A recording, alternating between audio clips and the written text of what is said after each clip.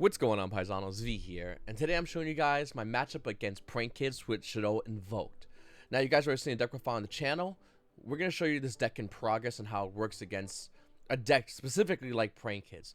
This is a really weird matchup because we both do things that can really just end the game for one another. It's a really weird kind of game state. So when you're playing against Prank Kids, the first thing you got to realize is always what do they have in hand, what they have set, and you can get a good guesstimation of what they have based off how they, what they search for and why they play the cards. So my opponent won dice round, unfortunately, because we could, try to early win to him. And he's going to go first. He's going to activate Prank Kids place, allowing him to add a Prank Kids monster from his deck to his hand. And we have a Shaddoll Invoked. Now, this is huge, actually, had this go off. Unfortunately, it didn't. But had this Shaddoll Invoked resolved turn one, it would have really shut him down. So I'm going to show him the Shaddoll Invoked, and he's going to go ahead and hit me with that Core Better Grave, which is a big deal, like I said. If Shaddoll Invoked resolves on a Prank Kids place, or even on a Terraforming, which Prank Kids play, and this is why I don't play Terraforming anymore. I took it out, and one of the cards I put in with Shaddoll Invoked instead of Terraforming, as well as other cards.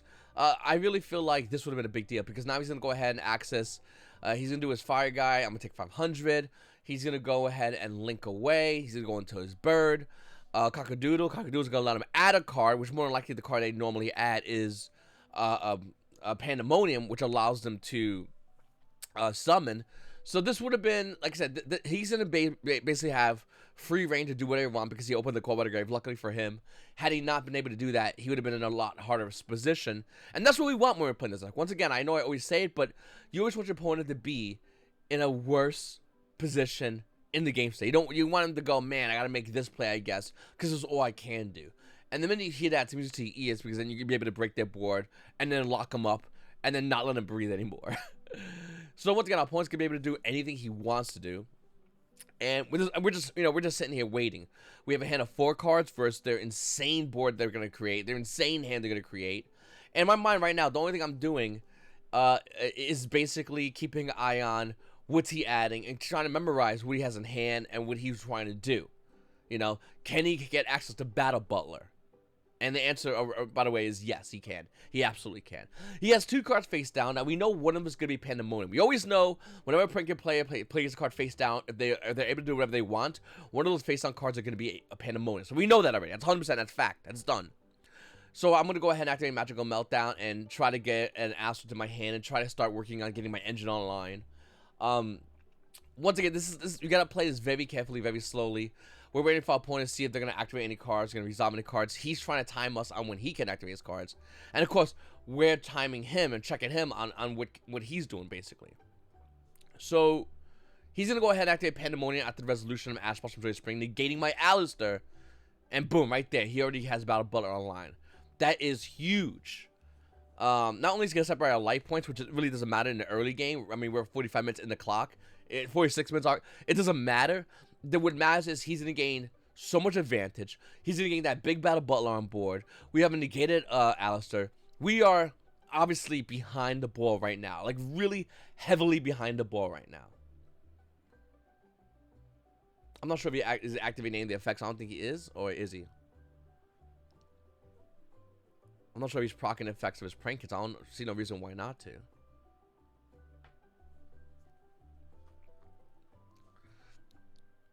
Okay, so he's still proccing the effect of his Prank Kids, but what I did was activate Super Poly, and this is another cool thing you can do, cool interaction.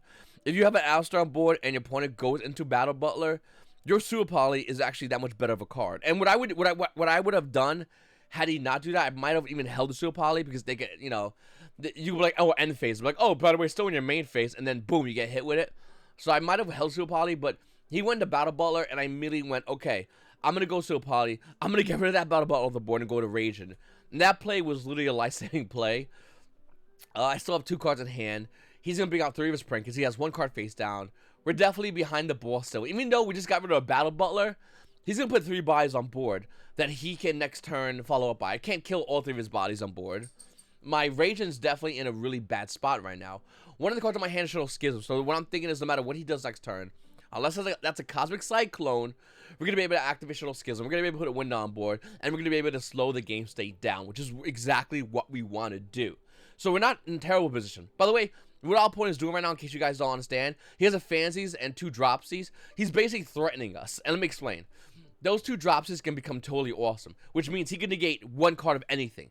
So he's immediately telling me, without saying words, hey, you better get rid of one of these Dropsies, or else I'm going to go into totally awesome. I'm going to lock you out of 1 card, and you're already low on resources. That's basically what he told me, right there, immediately, without saying that 1 word. So, of course, I'm thinking to myself, I have to get rid of Dropsies no matter what.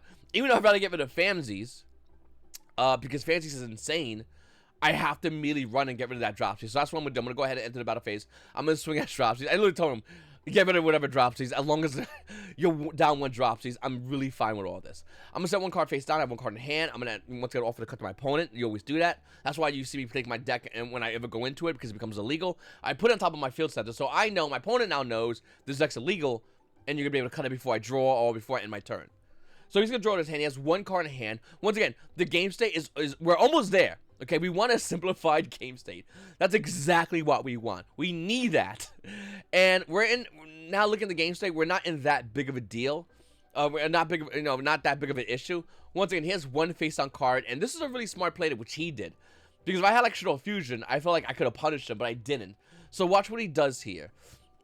This was something that immediately told me this guy knew what he was doing with his deck. Once again, we have a ration that could put one of his pranking monsters face down. It's only a matter of timing, because if I do it right now, he can just easily flip back up, so that does nothing. So I gotta be patient with the ration. He's gonna go ahead and link his Dropsies away into his Meow Meow Mew, and he's gonna proc the effect of Dropsies. Now, he procs the effect of Dropsies. I'm gonna activate my Schism. I'm gonna go ahead and put him on 1. I'm gonna go, hey, listen, you're gonna be able to proc your Dropsies. You're gonna get 1,000 life points. You're gonna be able to special summon. But I'm going to Schism here. I'm going to go into a window, and there goes your turn, because the last thing that happened, window sees that your Dropsy special summon a monster. So this is a way in which we can lock his board again. Once again, the game state is getting simplified. 1 in hand. He has a couple of cards on board. We're just simplifying the crap out of his game state. So I'm going to go ahead and go into window immediately. I'm going to get rid of the Shell Dragon. I pitched my Super Poly. Obviously, we have Alistair in Graveyard. And we're simplifying the game state as much as humanly possible. We're just locking him. That's all we're doing. We're saying, hey, you're not going to be able to breathe. Once again, with 1 card in hand, with these cards, this is exactly where we want our opponent. We want our opponent going, oh no. Next turn, we can follow up by drawing a card. We can easily clear 2 of his Prank Advisors off board. We are in a great situation in this game state. We're feeling good right now, and rightfully so. So, looking at his board state, he's going to go ahead and flip over the set card, which was Dark Rule No More. And I'm just going, oh no! You actually had that set. That's huge. So my ration now can't do nothing. My win is negated. And now I'm back to where I was when in turn 1, when I draw locked him and got smacked by that Core by the Grave. I just got hit by a Dark Rule No More. And I'm basically in the same position where I'm just sitting there, open to whatever he needs to, whatever he wants to do, and he's gonna go ahead and take advantage of this, obviously, by doing whatever he needs to do, and he can do whatever. Now I can't do nothing. Hey, listen, my hand's not on the wheel anymore. His hand is. So he's gonna go ahead and try to go into doodle. My last card in my hand is a Phantasme, which is a bit of a big deal. We draw 2 cards, and get this, the 2 cards we drew were both Pot of Desires. So I'm just gonna go ahead and add 1 Pot of Desires. I'm gonna, obviously, I did a quick, okay, Pot of Desires, great, this is perfect. I draw for my turn, I have 2 in hand, Pot of Desires makes it to 3 in hand. This is actually really good for us. We have a Phantasme on board, so that means we can have technically access to a Perennial Plant, Verdant, Anaconda, theoretically. And I don't think there's not much he would be able to do. He might be able to get rid of 2 buys on board. Hey, if he got rid of all 3, no matter, we're going to be able to record resources. We got a Phantasme on board, which means that Phantasme with a window on board, as long as Schism stays on board, can get us access to another window if we need to reset the lock. So in my mind, I go, whatever board he creates, if I could break it without going Schism, I can reset the lock. And hey, listen, I'm going to put him back on Better Have It. Can he go 3 for 3 at that point? If I can break his board, of course. That's all depending if I can break his board. Now, he activated, he went to try to activate Lampsies, but I'm in the Dark Rule No More, so he can't activate Lampsies. And in order for, you guys don't know, in order for a Pranking Monster to do what it needs to do, it has to be able to do its effect, which is, in the case of Lampsies, burning for 500. But because I'm on the Dark Rule No More, he can't burn me, so he can't bring out Lampsies.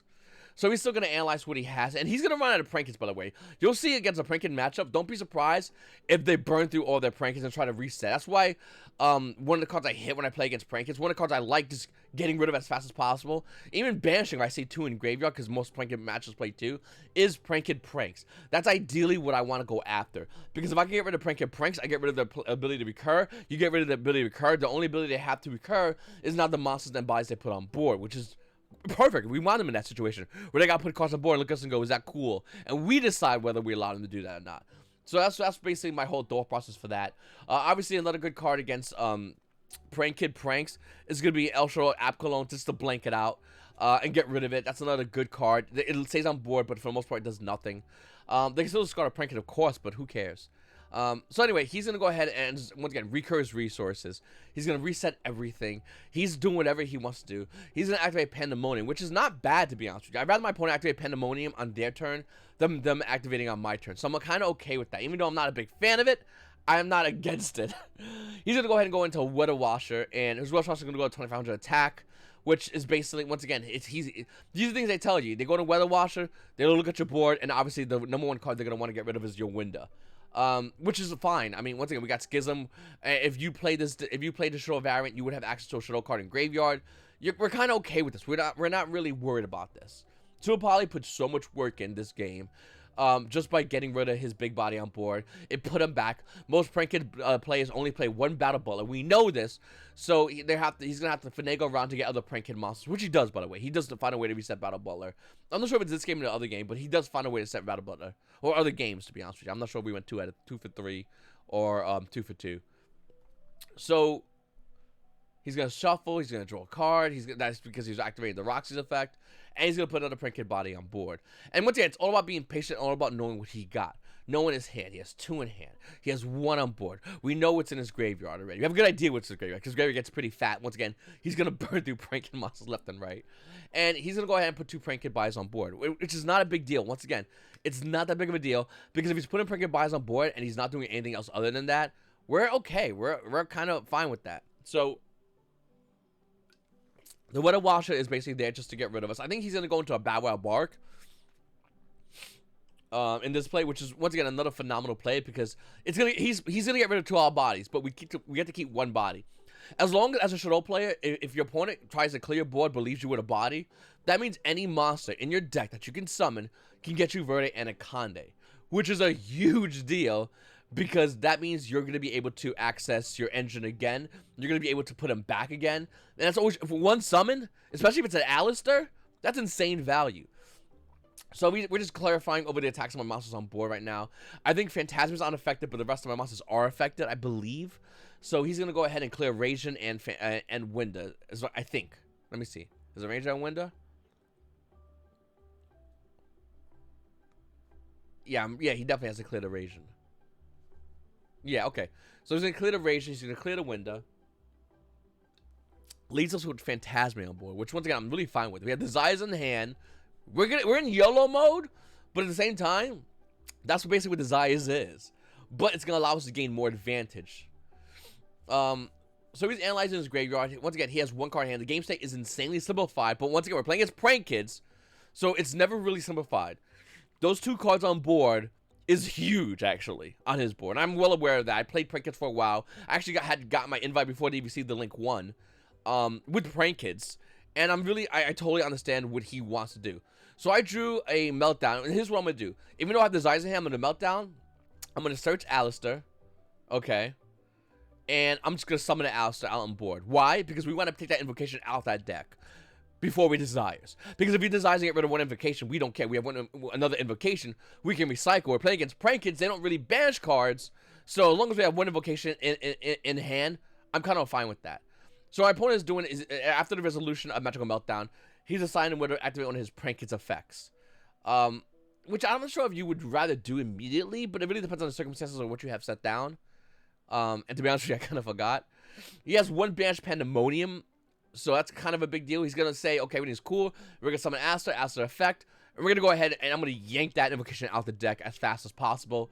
There's 1 in deck still, but I don't care about it due to the fact that, like, once again, we have the Desires. If we get rid of it, we still have 1 invocation. They can't banish cards on our graveyard. We have 2 in hand, invocation and desires. He's going to go ahead and activate Weather Washer's effect. He's going to try to put more buys on board. Now, Weather Washer means that I can't physically destroy his monsters. Okay? I can't physically attack his Prankin monsters. Which kind of sucks, but not really, depending on the circumstances of the game state. So he's going to be my Cock-a-doodle-doo. He's going to try to gain that value next turn. And the way I'm seeing it is, he's getting Cock-a-doodle-doo. He has a dropsies. I can't attack his monsters.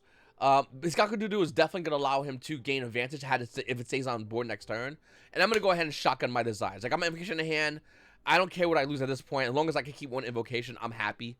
And the thing is, too, when you're playing Magical Meltdown, you're playing Alistair, you're telling your opponent the whole time, you got Ash. Do you have Ash? Or Draw. Do you have these cards? The minute they say no and summon an Ash to allow you to get the invocation, that means they don't have the Ash for your Pot of Desires, which I do like this interaction a lot. I go summon Alistair. You don't have an Ash? You would obviously want an Ash here. No? Cool. Okay. Then on Desires, I'm going to also get value. So now I have 3 cards in hand. He knows I have Invocation as one of them.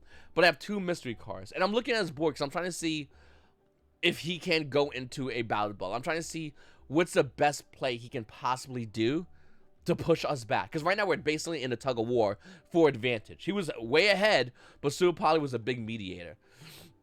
So I'm going to get rid of Alistair, go into Artemis. I think he's going to look up the ruling on, or look at effects on Artemis, I guess what it is. If anyone doesn't know, Artemis is basically a vanilla monster. We don't care about Artemis. We just need her because she's a light and we can go into her with 1 summon. That's the only reason any of us Invoke Shaddoll players play Artemis at all. There's no other. I think she doesn't equip. I don't think I fully read the card's effect.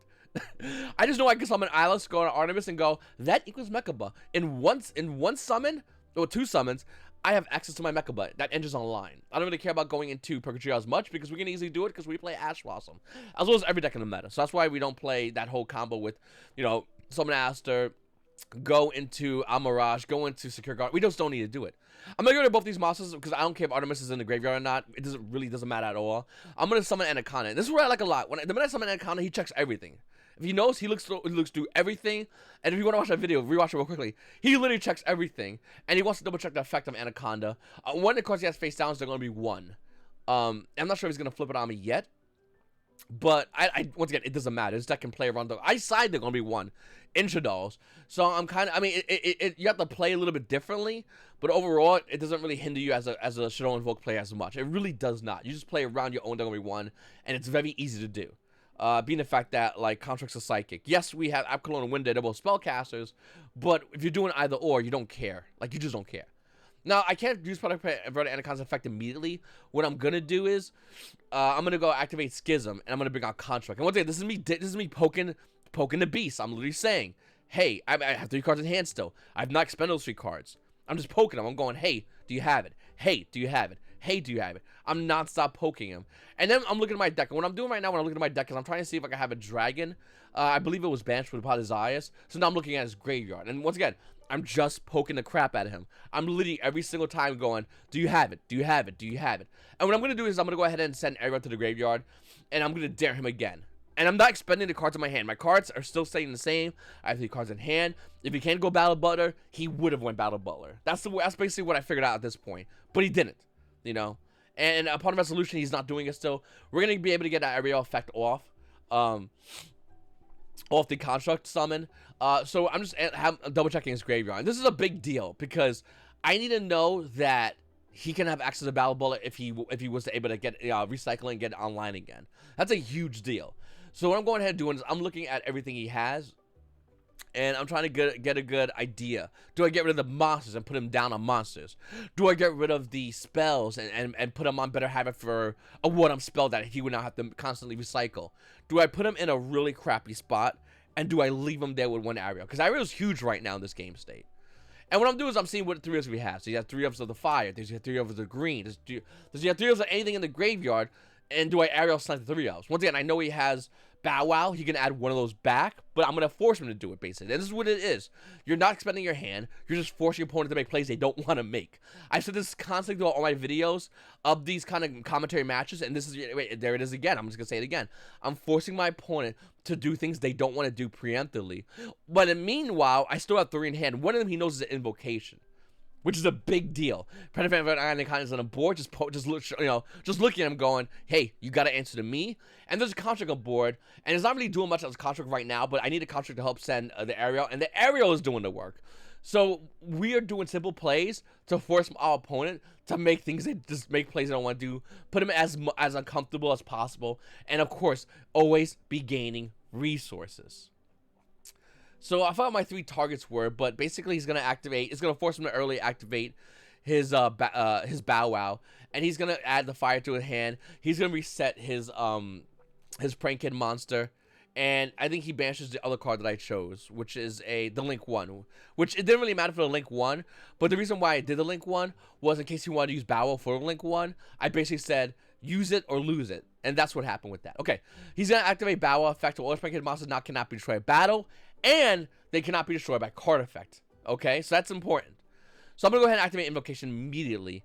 And now that I know that, I can't bring out something like an Oyogoides to stop that. It's Oyogoides. I can never say that card's name right. Someone told me before, and it sounded really cool the way it was. Anyway, so I can't necessarily go into Oyogoides, but I'm still gonna go into it because I would use my.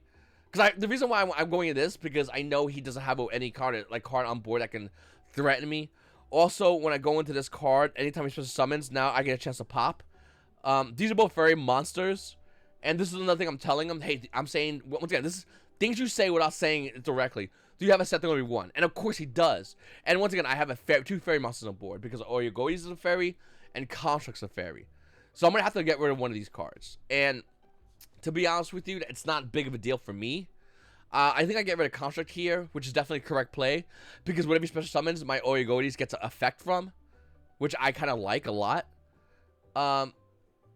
So I'm gonna activate Invocation. I'm gonna reset the Alistair, and then we go boom, ready, back to 3. What have we done basically? We exchange our Invocation with an Alistair, and we pop Oyogoides on board, which forced the card out on him. Literally didn't change anything, saved value, and forced him to show us. And they're going to be 1, which I'm totally fine with, as I think every player would be. Now, we're still analyzing and checking out everything. People in my chat are saying he's not allowed to activate the 1 on the summon of Oyogoides. It didn't really matter, to be honest with you. Obviously, you normally would not be able to activate it, but he could go, cool. After the resolution of Oyogoides, I'm now going to activate the 1. So it really does not matter in the long scheme of things. I immediately knew that, and even when he activated the card, and didn't care because it would have been the same thing. And I'm not trying to burn the clock arguing timing with a Prank Kid player. I'm not doing that.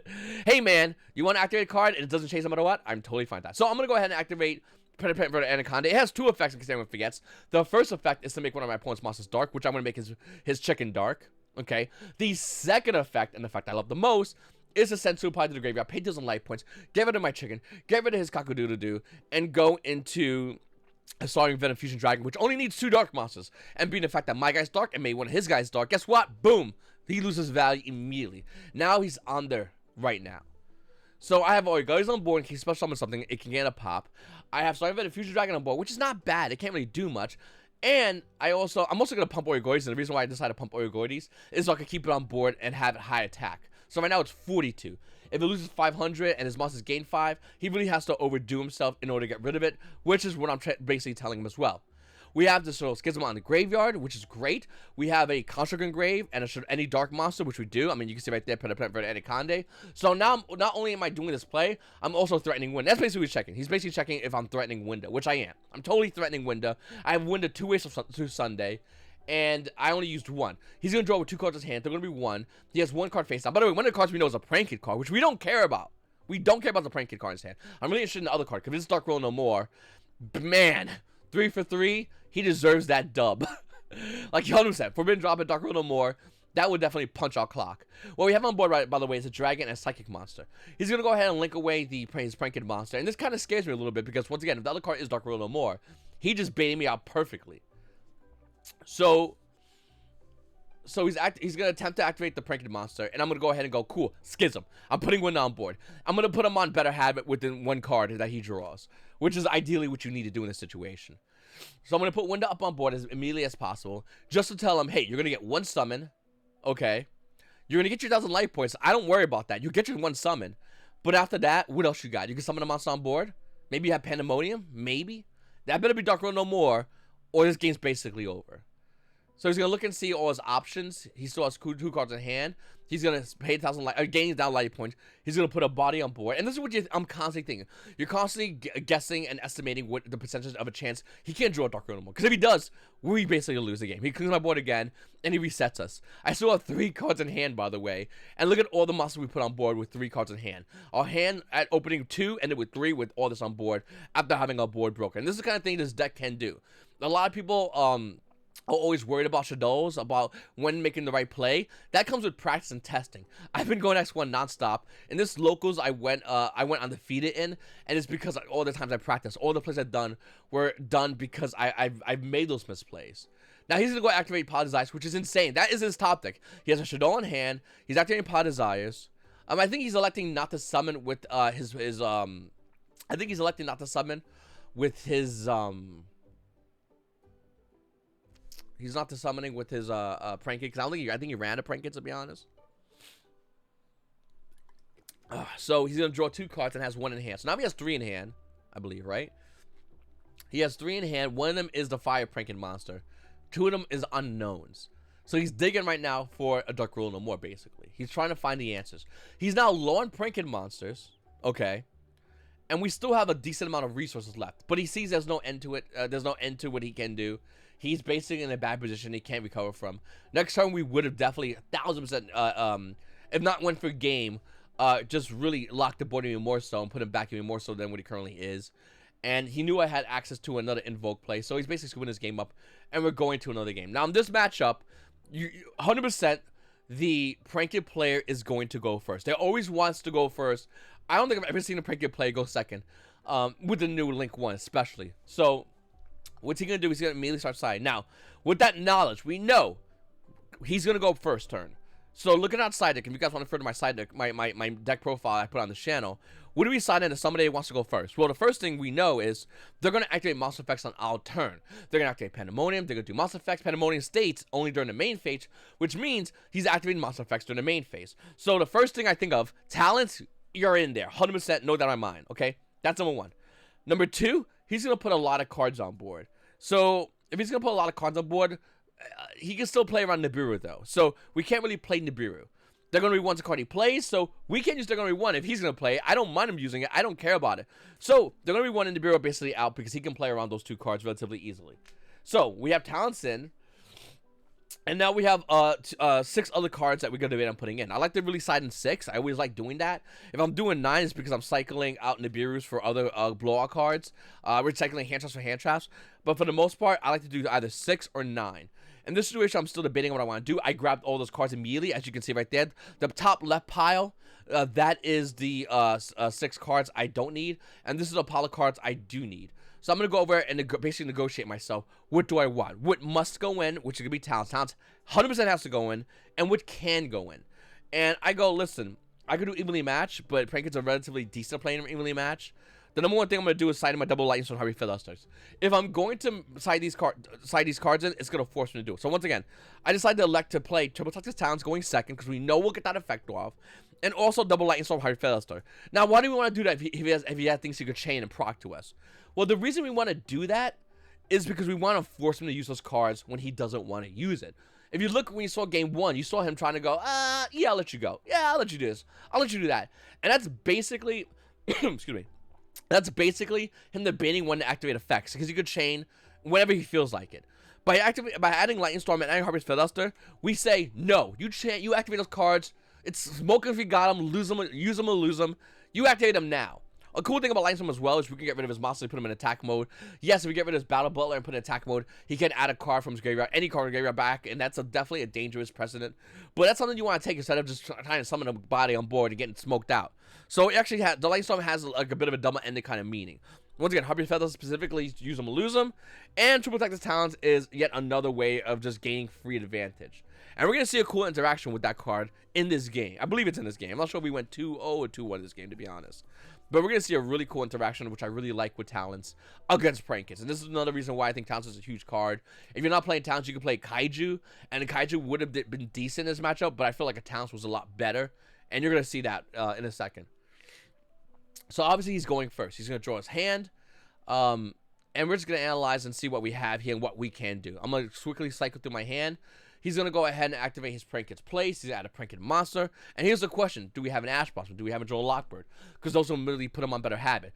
Do we have a Phantasma and cycle to improve our hand even more than we already can? We're going to figure it out right now. So he's going to summon the Fire Monster. He's going to immediately link into his Link 1. We have Phantasma.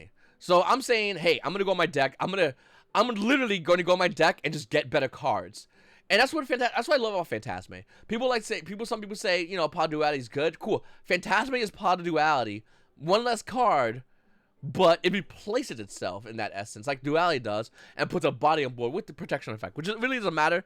That protection effect doesn't matter much in this matchup, but in some other matchups, like against Strikers, it does matter. But that doesn't come up as much.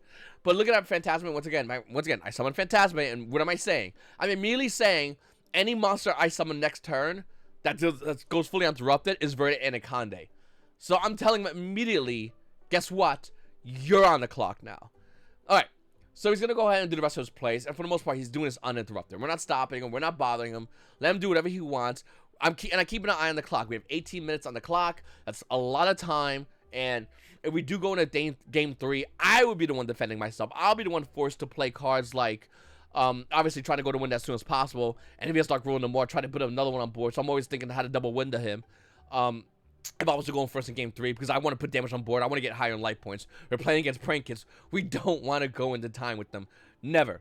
So he's going to do the rest of his plays. And once again, this is him playing around a Nibiru. And this is why I didn't put Nibiru in. I didn't feel comfortable with Nibiru being in this matchup. I almost never feel comfortable with Nibiru being in the Pranket matchup.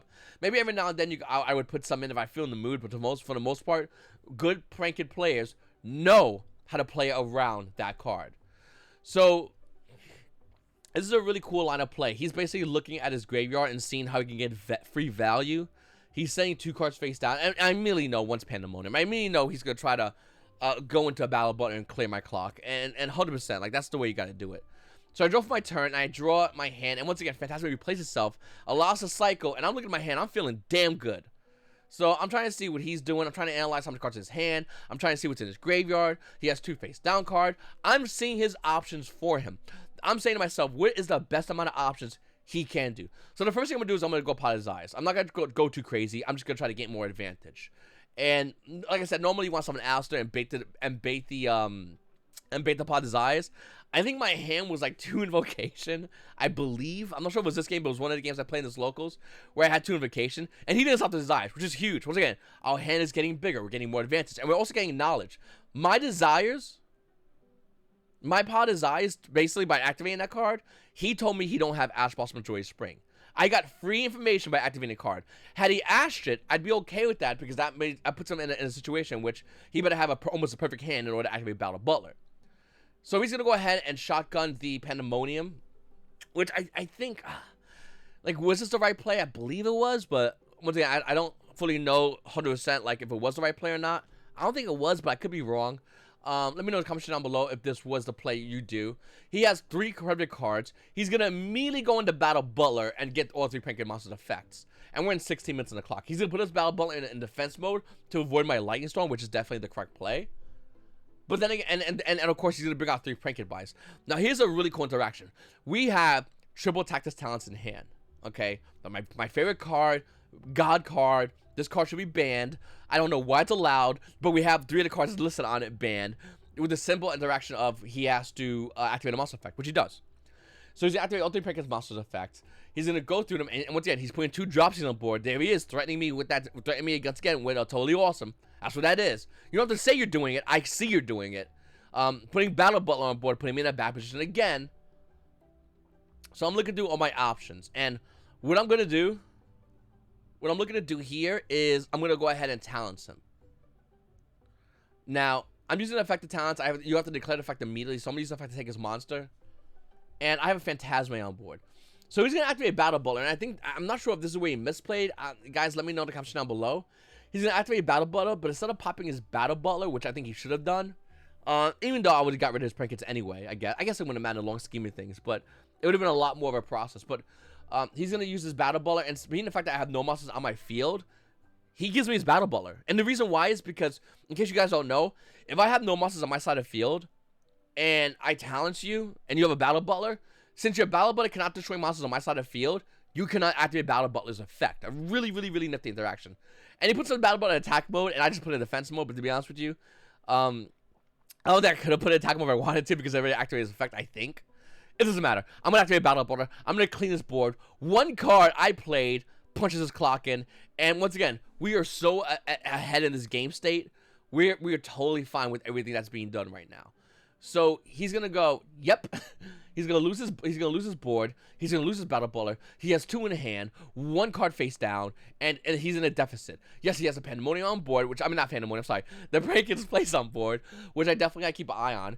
That face down card could be Pandemonium, but he already activated Pandemonium, meaning he can't activate another one during my turn. It's a once per turn activation during my main phase. And I'm gonna go cool. Invocation number 1. I believe I have 2. I believe. I'm going to send double Hedgehog to the graveyard because that was my hand. And I'm going to bring out Winda. And I'm going to use Hedgehog effect to let me add a Winda. He's going to go ahead and Ghost Spell me here. Now, I needed that I need those cards. So I think I hit him with the Call by the Grave back to him. I believe. I'm just debating on what can I do. Do I let that go through? Do I not let that go through? I'm a little bit ahead of advantage. If he still has a Prankin' Monster, I could have used Call by the Grave on his Prankin' Monster. But we're going to go ahead and preemptively use Call by the Grave here. In retrospect, I'll be honest with you guys. I think I should have just held the Call by the Grave, said okay, and said Call by the Grave. If he draws for his next turn, he would Dark Rule no more me, and if he saw a Prankin' Monster and linked away, I would have been able to Call by the Grave the Prankin' Monster. So, I'll be honest with you, I'm not sure if this was the perfect play. I'm not sure if I misplayed here. I mean, it's either or kind of situation. In my mind, I think I was thinking of going to another window in case he Dark Rules me as well. And I'm also going to put some damage on board to try to clear the differential. So I'm going to enter battle phase. I'm going to hit him for about 3,700. And I have 2 in the hand now. His 2 in hand. But that's okay. It's a simplified game state. We're happy. I'm going to set 1 card face down. And he's going to go through all his options. And I pass turn. Okay.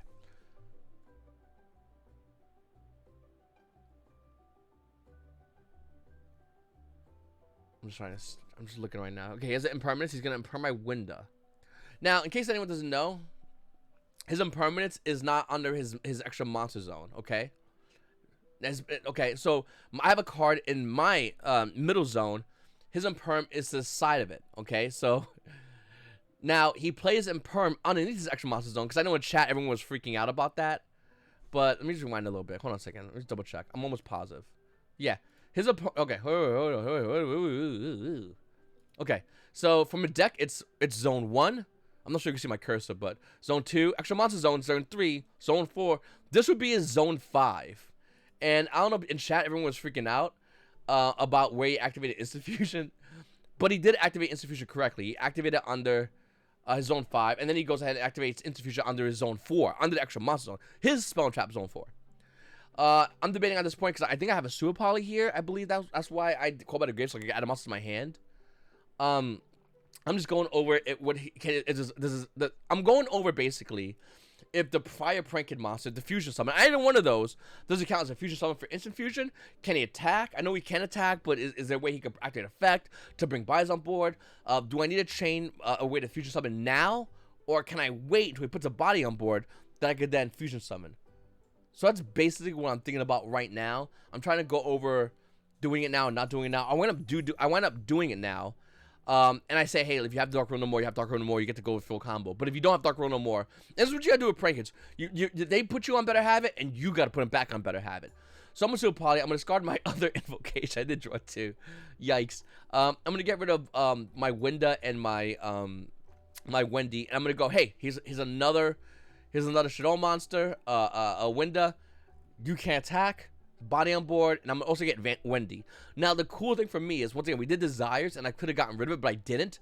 I'm gonna activate Wendy's effect after you special summons, and especially what I'm telling him, he's debating on what to bring out, whether to bring out the Weather Washer or the Rocket Ride. To me, either way, it doesn't matter. It's going away. He can't attack with it. So he's he's on the window with it, so that's his only special summon. So I'm really okay with whatever he does. It doesn't matter. I think at this point, if I was in his shoes, you would have to choose what you're okay with losing. And I think he makes the right play. I think he chooses Rocket Ride because he's okay with losing it because, to be honest with you, there's nothing you can do with this situation. Okay, So he's gonna go ahead and bring out Weather Wide. I'm gonna get my my Wendy's gonna go ahead and allow me to get a Shaddoll Beast, which means not only can I go on my deck more, but Beast is 17 with a 22 on board, and I believe that's threatening game, because I think at this point his life points are around the 4,000s. I think 42, I believe, and I'm gonna get Beast. I'm gonna get Shaddoll Beast, and yeah, I'm basically telling him once again, you have to do something to this board, or else I'm gonna kill you next turn. Not only might I be able to kill you, but I could go in and get value off killing you. So he's gonna go ahead and activate Prank his Prank. So now I know he has nothing. This game to me is almost over. End phase, he's gonna activate Prank's effect. He's gonna try to cycle cards back in to draw a card. And to be honest with you, I don't know what really he could have drawn to got him out of the situation he's in right now. He's gonna lose his Rocket Ride. He's gonna get blown up due to institution, the Resolution institution. He's gonna cycle in 3 Pranking monsters because he's trying to get his engine back online. But I do believe it's just too late at this point. So there he goes right there. We're gonna draw for our turn. And I'm not sure if what I did right now is the right play. Okay, here we go. We're going to flip up a Beast and activate Beast effect. To be honest with you, I really shouldn't have done that. And here's why. His life points, I think, at this point was around 4,200. Why would I activate Beast effect? If that top deck card was a Ghost Ogre, I basically lose. I mean, don't get me wrong. I got value out of it, and I drew, like, good stuff. But what happens if I drew just 2 other cards that couldn't threaten game? And he Ghost Ogred me. Like, that's another misplay I saw that I made. I had game on board. I should have went for game on board directly. Had he ogred me, let's say he ogred me, he could have, what could he have drawn? He had 1 in hand, which was a Prank Kid. He could have drew, like, Dark Rule No More, and then he just would have lit us up, and we would have been going to game 3 8 minutes on less than 9 minutes on the clock. So that was the game, guys. I really appreciate you guys watching this video and going through with me the thought process of how to play Shaddoll Invoked as efficiently as possible. It's all about timing. It's all about gaining advantage, and it's all about trying to make your opponent be uncomfortable with plays they make. Play their plays on times they don't want to play their plays as uncomfortable as they don't want to play their plays, and then taking as much advantage as possible, and then putting a lock on board. A lock in this case obviously would be a window to make sure they can't do anything else. Hopefully you guys appreciate this video. Guys, make sure to subscribe if you haven't already. If you like to see these, I should have mentioned in the beginning of the video, if you like to see me play Shaddoll Invoked, I don't think I'm changing anything on this list right now. The list you're seeing is the list I'm playing. Looking to play forward this weekend extravaganza, and if you want to see more of these matches, go ahead and check me out on Twitch, YGO_Paisano. Links to be in the description down below. And yeah, I'll see you there, Paisanos. You must have a great day.